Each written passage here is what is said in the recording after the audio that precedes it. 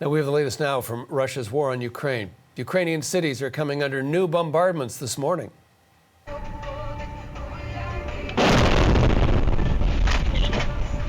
Of that is dashboard camera video capturing an airstrike in Dnipro in southern Ukraine, shared by Ukrainian President Volodymyr Zelensky on social media. We're going to show you the moment again. Officials say at least 4 people are dead and more than a dozen others hurt across the country. For the latest on this story, we'll go live now to Chris Brown, who's in Lviv, Ukraine. Chris, thanks so much for joining us. What do we know about this morning's attacks?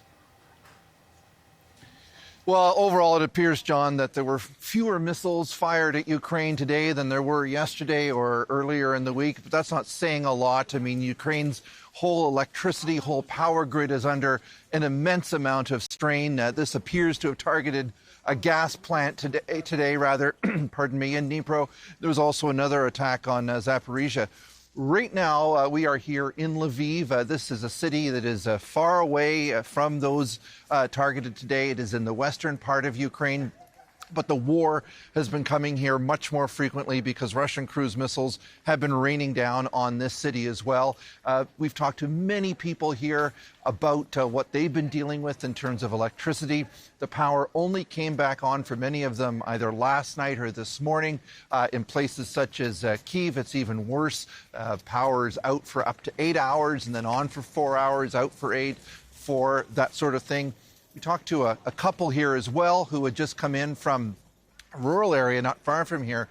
They're only getting electricity for 3 hours a day. So, you know, that gives you a sense of just how much stress people here are beginning to feel. And as you can tell, it's snowing. So winter has arrived. It's now below zero. It's very cold. And this is, you know, part of what it appears a Kremlin strategy is to really to try to freeze Ukrainians into submission to make them stop fighting. Of course, we've not actually found anyone here who believes that Ukraine will stop fighting. If anything, it's hardened their resolve. But at the same time, we've also sensed really a great deal of concern and a great deal of fear that now that winter has arrived and the power situation is severe as it is, that it's going to be a very tough time. John.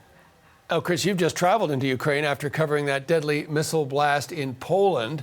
Polish and other officials are saying that it was, in fact, fired by the Ukrainians. Ukrainian president denying that. Walk us through what is a bit of an international debate undergoing that blast.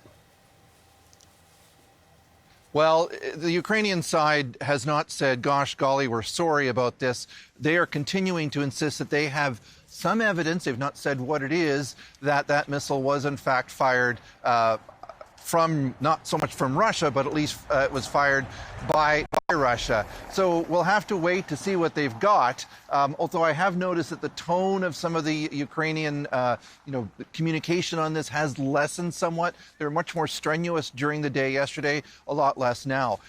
Interesting stuff is being published by Polish media outlets on this. Some of them are suggesting, according to officials quoted in the Polish presidency's office, is that what might have happened, one of the theories is that this S-300 missile, part of Ukraine's missile defense system, was fired at a cruise missile shot by Russia, but it missed. Those missiles, those S-300s, are supposed to explode so that they don't end up falling to the ground and exploding on somebody or something, and that did not happen. So that, I think, gives you a sense of where the investigation may be going. They're going to look at, where exactly was this cruise missile, if it was a cruise missile, the target was, and why did the S-300 not do what it was supposed to do? We left there early this morning now, and there was still lots and lots of police activity there. So I sense this investigation in Poland is going to be going on for quite some time. A lot to watch for there. Chris, thanks so much for all your work. Really appreciate it. Chris Brown in Lviv, Ukraine.